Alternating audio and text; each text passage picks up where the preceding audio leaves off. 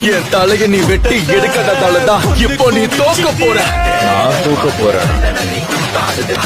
சண்டை இன்னும் ஆரம்பிக்கவே இல்லை. ஆமா ஆமா ஆமா, அப்போ ஆரம்பிச்சிடுவோம்.